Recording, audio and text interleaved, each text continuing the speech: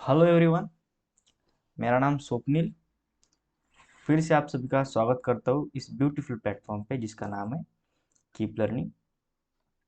तो बिना किसी देरी किए जल्दी से शुरुआत करते हैं हमारा चैप्टर 3, जिसके सिर्फ 10 क्वेश्चन बचे हैं। लास्ट 36 ईयर में जितने भी PYQs आए थे मोशन इन प्लेन में हमने सभी को ख़त्म किया है। अभी बस 10 क्वेश्चन बाकी है। अब आज हम ये 10 क्वेश्चंस कर लेंगे और फिर कल से नेक्स्ट चैप्टर शुरू करेंगे। ठीक है, तो देखो क्वेश्चन पढ़िए। क्वेश्चन नंबर 51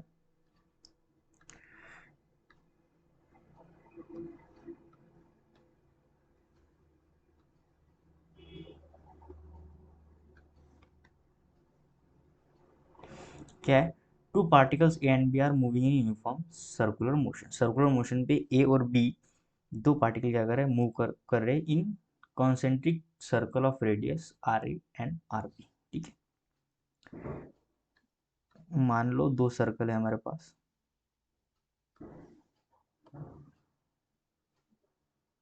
ये रहा एक सर्कल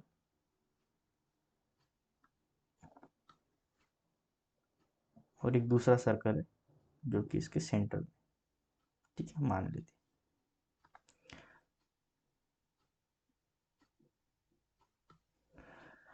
उन दोनों की कुछ रेडियस होगी आर ए, इसकी रेडियस होगी आर बी। ठीक है, ये दोनों कुछ वेलोसिटी से मूव कर रहे हैं, वेलोसिटी ए, इसकी वेलोसिटी वी बी। फिर आगे देखो क्या किया है कि their time period of the rotation is same. ठीक है, टाइम क्या है, दोनों का रोटेशन करने का सेम है। The ratio of the angular speed of A and B will be. Angular speed का रेशियो में पूछा, यानी ओमेगा। तो ओमेगा होता है 2 पाई बाई टी। ठीक है, ये फार्मूला तो ओमेगा का। मैं अगर ओमेगा ए की बात करूँ यानी पार्टिकल ए के लिए, तो ये हो जाएगा 2 पाई बाई टी ए। ठीक है, मैं रेशियो ले रहा हूँ तो omega by B divide by फिर से ये हो जाएगा 2 पाई बाई टी बी, यानी टाइम पीरियड फॉर बी। हमें क्वेश्चन में गिवन है कि time period of A equals to होता है time period of B. Question में गिवन है क्योंकि टाइम पीरियड रोटेशन का सेम है। तो T is equal to T B, तो ये 2 पाई कट जाएगा और टी ए टी बी के साथ कट जाएगा, बचेगा सिर्फ 1/1। यानी मैं यहाँ से कह सकता हूँ कि इसका रेशियो आ जाएगा 1:1। ठीक है, option D is the right answer. ठीक है, next question. In the given figure A. ठीक है, ये फिगर को देखो अच्छे तरीके से। ए की वैल्यू हमें पता है 50 मीटर पर सेकंड स्क्वायर। ठीक है, रिप्रेजेंट द टोटल एक्सेलरेशन। ठीक है, टोटल एक्सेलरेशन को रिप्रेजेंट कर रहा है। वो particle moving in the clockwise direction of a circle of radius R. Radius हमें गिवन है 2.5 meter at a given instant of time. The speed of the particle is, particle की speed हमें बतानी है। तो देखो मैं क्या करता हूँ, इसको एक बार फिर से यहाँ पे ड्रॉ करता हूँ ताकि थोड़ा सा क्लैरिटी आ जाए। ठीक है, कुछ यहाँ पे एक पार्टिकल है जो यस मूव कर रहा है इस सेंटर से।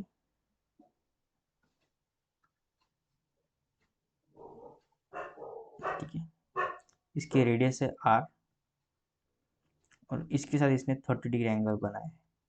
ठीक है, ये रहा आपका नेट एक्सीलरेशन 30 डिग्री। अब 30 डिग्री बनाए तो इस एक्सीलरेशन के दो कंपोनेंट होंगे। एक होगा अलोंग द रेडियस, यानी उसे हम सेंट्रीपिटल एक्सीलरेशन कहते हैं, और एक हो जाएगा टेंजेंशियल, जिसे हम टेंजेंशियल एक्सीलरेशन कहते हैं।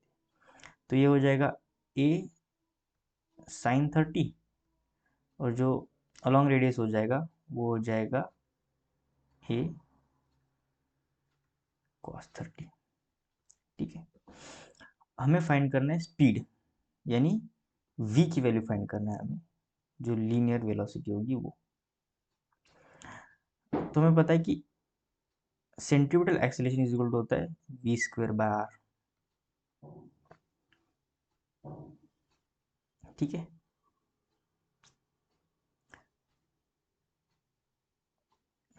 तो हमें यहाँ से सेंट्रीपिटल एक्सीलरेशन हमें पता है a इंटू कॉस 30। ठीक है, हमने इस डायग्राम को सॉल्व करके बताया है। और वी स्क्वायर हमें फाइंड करना है, आर हमारे पास है 2.5।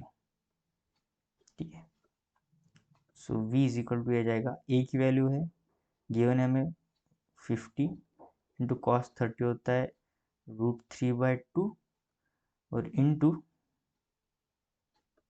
2.5 और ये सभी वैल्यू अंडर रूट में आएगी। अगर आप इसे सॉल्व करते हो तो आपको आएगा, वैल्यू आएगा 5.7 मीटर पर सेकंड। ठीक है, सॉल्व करके देखो आपको एग्जैक्टली वैल्यू मिलेगी। ठीक है, so the option A is the right answer. ठीक है, नेक्स्ट क्वेश्चन देखिए। नेक्स्ट क्वेश्चन क्या कर रहा है, the particle moves in a circle of a radius 5 centimeter. Radius हमें गिवन है यहाँ पे, कितनी है radius, R is equal to 5 centimeter. Centimeter है तो मैं इसे मीटर में कन्वर्ट कर लेता हूँ, ये हो जाएगा 10⁻⁻² मीटर। ठीक है, with a constant speed, speed constant है एंड टाइम पीरियड यानी, और हमें टाइम पीरियड गिवन है 0.2 पाई सेकंड। ठीक है, तो इसे मैं क्या कर सकता हूँ, 2/10 लिख लेता हूँ क्योंकि कैलकुलेशन में थोड़ा इजी हो जाएगा। ठीक है, एक्सेलरेशन ऑफ द पार्टिकल, अब देखो कांस्टेंट स्पीड है, स्पीड क्या है, कांस्टेंट है, तो जो टेंजेंशियल एक्सेलरेशन होगा वो हो जाएगा 0, तो बचेगा सिर्फ सेंट्रीपिटल एक्सेलरेशन, और सेंट्रीपिटल एक्सेलरेशन की वैल्यू होती है v²/r। ठीक है, सही बात है। तो मैं इसे कन्वर्ट करके यानी v is equal to R omega, तो ये हो जाएगा r²ω²/r, तो इसकी वैल्यू आ जाएगी r⍵²। ठीक है,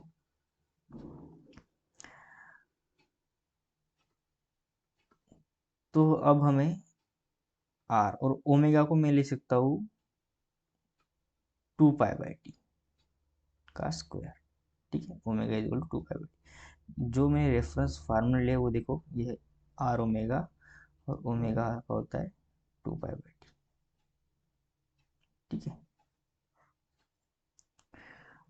अब इसे मैं सॉल्व करता हूँ, तो आर की वैल्यू मुझे गिवन है 5 इंटू 10⁻², इंटू ये हो जाएगा 4, फिर हो जाएगा पाई का स्क्वायर अपॉन टी है 2/10, तो वो हो जाएगा 4/100 क्योंकि स्क्वायर है और पाई का भी स्क्वायर। जैसे पाई स्क्वायर कट जाएगा, 4 कट जाएगा, ये बचेगा 5 इंटू 10⁻² इंटू ये 100 ऊपर जाएगा, तो मैं इसे कुछ इस तरह लिख सकता हूँ। देखिए -2 है और ये 100 यानी 10 का स्क्वायर, तो ये हो जाएगा, कट जाएगा, बचेगा 5 मीटर पर सेकंड स्क्वायर, जो कि होगा एक्सेलरेशन। ठीक है, so the option D is the right answer. Next question देखते हैं।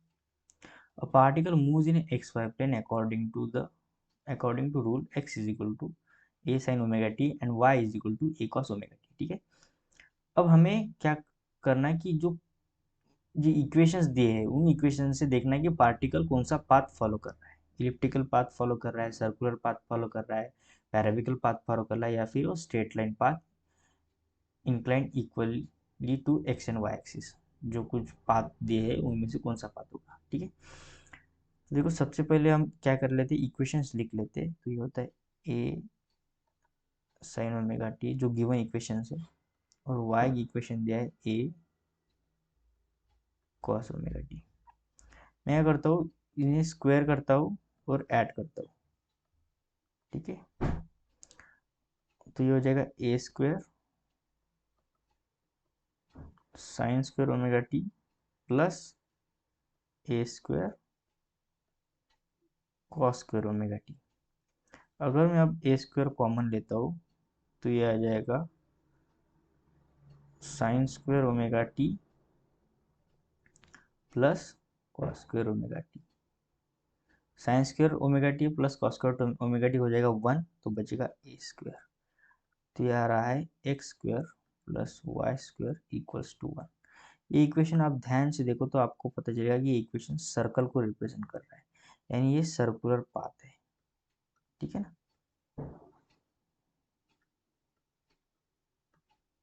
Circular path, so option B is the right answer. Next question देखते हैं, question number 55। A particle moves along circle of radius, ठीक है, radius हमें given है sir 20/पाई metre with constant tangential acceleration, tangential acceleration constant है, ठीक है। If the velocity of the particle is v is equal to 18 meter per second at the end of the second revolution after motion has begun, second revolution यानी 2 बार particle circular motion पे घूम जाएगा, 1 और 2, अगर 2 बार घुमाए तो उसका एंगुलर डिस्प्लेसमेंट हो गया 4 पाई, ठीक है। 1 बार घुमा तो 2 पाई, 2 बार घुमा तो 4 पाई, तो ये हो जाएगा 4 पाई, ठीक है। द टेंजेंशियल एक्सेलरेशन, इस टेंजेंशियल एक्सेलरेशन हमें पता करना है। देखो वहाँ पे गिवन है कि टेंजेंशियल एक्सेलरेशन, अच्छा ठीक है, ओके। सो देखो टेंजेंशियल एक्सेलरेशन होता है,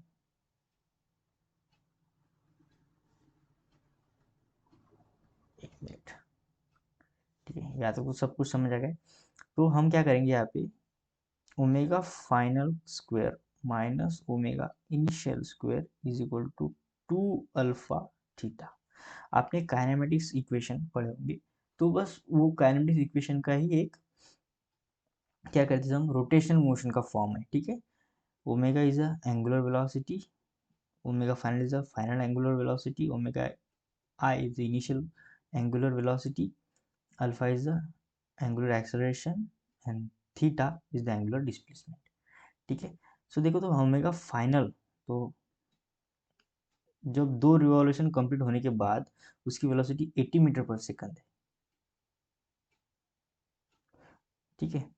तो मैं देखो यहाँ पे रिलेशन में पता है, ओमेगा का रिलेशन पता है, v is equal to R omega, so यहाँ से ओमेगा का रिलेशन आएगा v/r, ठीक है ना। तो मैं ओमेगा फाइनल स्क्वायर को लिख सकता हूँ v² / r²।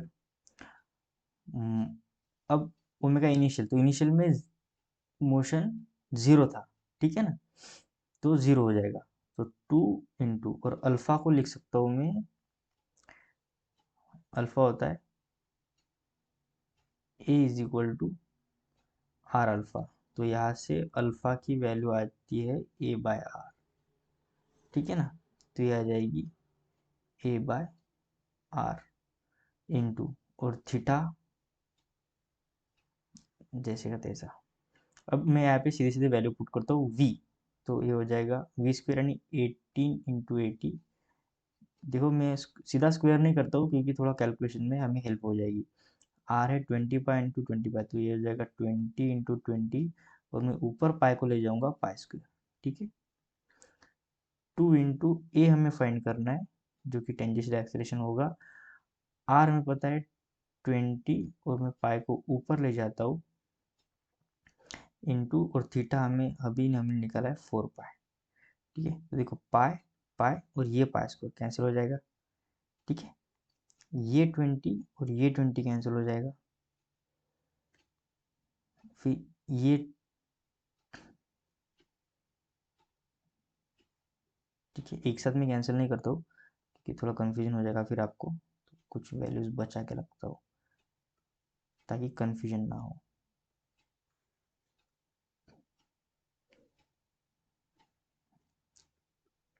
ये जगह 2 × a ×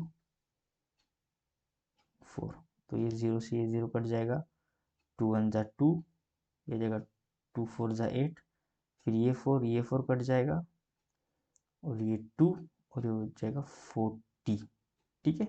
सो द एक्सेलरेशन आ जाएगा 40 मीटर पर सेकंड स्क्वायर, ठीक है। So option A is the right answer, 55 option is the right answer. Next देखते हैं 56। Two particles having mass m and m are moving in the circular path having a radius r and r respectively. If their time period are same, then the ratio of the angular velocity will be. तो देखो अभी हमने कुछ मुझे लगता है 3 से 4 question पहले सेम क्वेश्चन किया है। तो हमें क्या एंगुलर वेलोसिटी पता करनी है रेशो। तो 2 पाई बाई टी हमें पता है होता है, और टाइम पीरियड सेम है। अगर टाइम पीरियड सेम है तो वी डब omega A upon omega B, तो ये कितना आ जाएगा 2 pi by T A upon 2 pi by T B. तो ये कट जाएगी, टाइम पीरियड भी सेम है और 2 पाई कट जाएगा तो बचेगा सिर्फ 1। ठीक है, so option C is the right answer.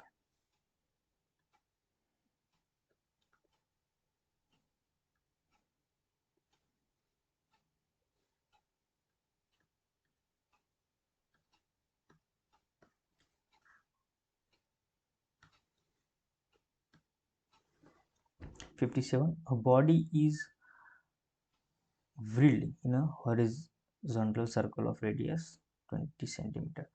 Radius given है 20 सेंटीमीटर।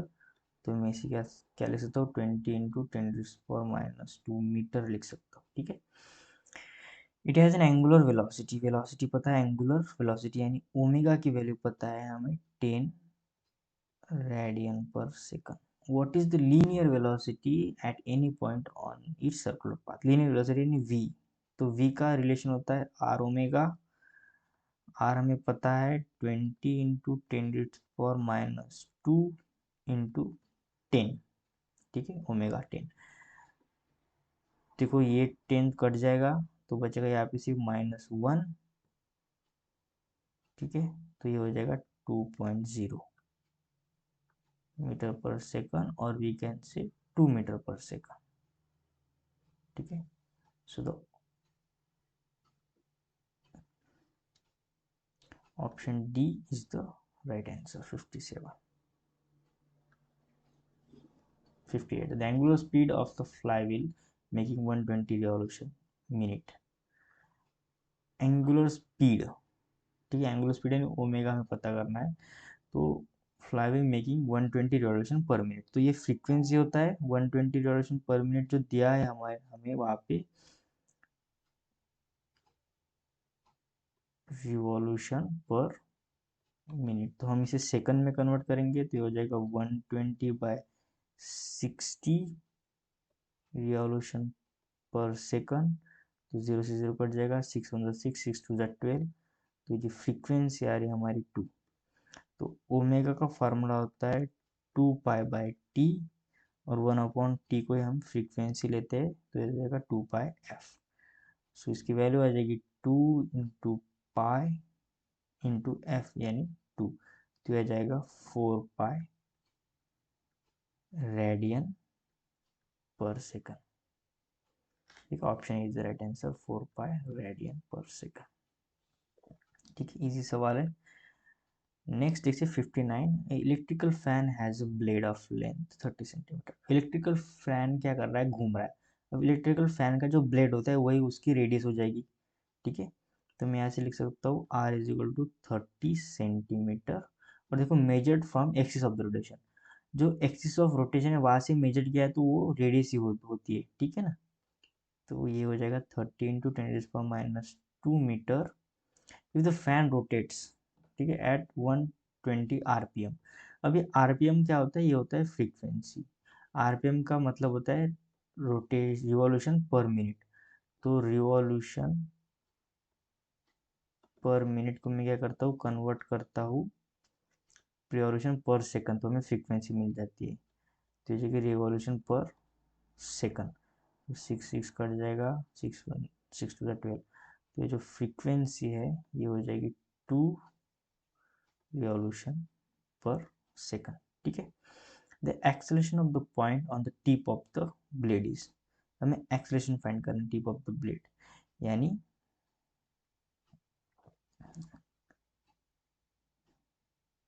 Centripetal acceleration. तो ये होता है आर ओमेगा स्क्वायर। ठीक है, तो आर की वैल्यू में पता है 30 × 10⁻²। ओमेगा होता है 2 पाई एफ। ठीक है ना, 2 पाई एफ। तो मैं इसे लिखूंगा 3 30 इंटू 10⁻⁻2 इंटू 2 पाई, और फ्रीक्वेंसी अभी हमने फाइंड की है 2।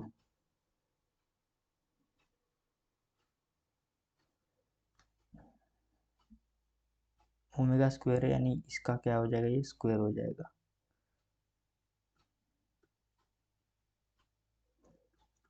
तो हो जाएगा 30 into 10⁻⁻2 into 60 into pi square, ठीक है ना। तो हो जाएगा 30 into 60 into 10⁻⁻2 into pi square को अप्रोक्सीमेटली मैं क्या लिखता हूँ, 10 लिखता हूँ, ठीक है। तो 10 अगर हो जाएगा तो ये हो जाएगा 30 इंटू 60 इंटू 10⁻⁻1, ठीक है। ये 10 एक कट जाएगा, और फिर से ये 10 इनवर्स जो है ये कट जाएगा, या बचेगा 3, इसका भी एक 10 यहाँ से कट जाएगा, इंटू 60, यह जाएगा 48 मीटर पर सेकंड स्क्वायर। तो देखो ऑप्शन बी मैच कर रहा है। अब ये 47.4 क्यों आया, क्योंकि हमने क्या किया, यहाँ पे पाई की जो वैल्यू है ना वो सीधा हमने 10 लिखा है, ठीक है, सिर्फ क्वेश्चन सॉल्व करने के लिए। पर अप्रोक्सीमेटली अगर देखा जाए तो कुछ वो पॉइंट में आता है पाई स्क्वायर का वैल्यू, तो 10 नहीं लेना है, पर हमने सिर्फ सॉल्व करने के लिए, ताकि हमें ज़्यादा कन्फ्यूजन ना हो, इसलिए हमने क्या किया, यहाँ पे 10 लिया है। तो हम 10 लेंगे, सॉल्व करेंगे, और उसी रेंज में नियर टू द 48 जो वैल्यू होगी उसे हम अपना आंसर मानेंगे, ठीक है। So the next question is, and the last question of this chapter is, a bus is moving on a straight road towards north, ठीक है। तो देखो ये ऊपर होता है नॉर्थ, ये रहा साउथ, फिर ये रहा ईस्ट, और ये रहा वेस्ट, ठीक है। अब बस मूविंग स्ट्रेट रोड, ठीक है, बस ने नॉर्थ की तरफ जा रही है, ठीक है, इस डायरेक्शन में। तो इसकी वेलोसिटी है 50 kilometre per hour, and he turns left through 90 degree. Left यानी कुछ इधर इसने टर्न लिया, और वहाँ पे 90 डिग्री पे, और इसकी वेलोसिटी थी 50 किलोमीटर पर आवर, ठीक है। रिमेन स्पीड क्या है उसकी, सेम है 100। After turning the increase in the velocity of बस इन द टर्निंग प्रोसेस। तो जो टर्न करने के बाद उसमें कितनी वेलोसिटी इंक्रीज हुई है, ठीक है। तो हम इसे v1 मान लेते हैं, और इसे मान लेते v2, ठीक है। तो हमें इंक्रीज इन वेलोसिटी यानी जो चेंज हुआ है वेलोसिटी में वही फाइंड करना है, ठीक है। इन कितना इंक्रीज होना है, यानी कितना चेंज है उसमें, फाइनल और इनिशियल में कितना चेंज, ये हम निकालते। तो हम निकालेंगे डेल वी, यानी final velocity minus initial velocity, तो हमें इसका चेंज मिलेगा, कितना चेंज आया है। तो फाइनल होता है, देखो ये हो जाएगा 50 माइनस आयोटा, और माइनस आई, क्योंकि वो वेस्ट में जा रही है इसलिए माइनस आई, और ये हो जाएगा -50 जे। तो ये जे क्या है, ऊपर नॉर्थ के तरफ जा रहा है, तो जे आई जे आपके क्लियर होंगे, यानी जो डायरेक्शंस होते हैं मैं उसकी बात कर रहा हूँ। तो ये आ जाएगा -50 आई -50 जे, ठीक है, चेंज इन वेलोसिटी।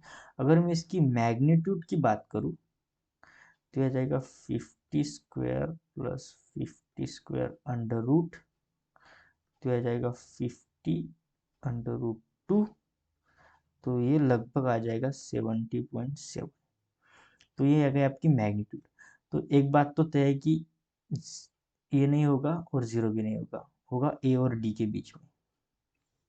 अब हमें पता करना है इसकी डायरेक्शन। देखो तो दोनों माइनस है, माइनस आई माइनस जे। अब माइनस आई माइनस जे है, तो इसकी डायरेक्शन कुछ इस तरफ होगी, मतलब इस क्वाड्रेंट में, क्योंकि यहीं पे माइनस आई और माइनस जे होगा, ठीक है। तो ये होता है साउथ वेस्ट, ठीक है ना, साउथ वेस्ट वेस्ट साउथ। तो ऑप्शन ए इज द आपका राइट आंसर। साउथ वेस्ट में उसकी वेलोसिटी होगी 70.7 किलोमीटर पर आवर, ठीक है। तो यहाँ पे सभी क्वेश्चंस सॉल्व हो चुके हैं। अगले लेक्चर से हम देखेंगे नेक्स्ट चैप्टर जो कि होगा फोर्स, ठीक है, और एनएलएम जिसे कहते हैं न्यूटन्स लॉज ऑफ मोशन। तो मिलते हैं नेक्स्ट लेक्चर में, तब तक के लिए thank you so much for watching this video.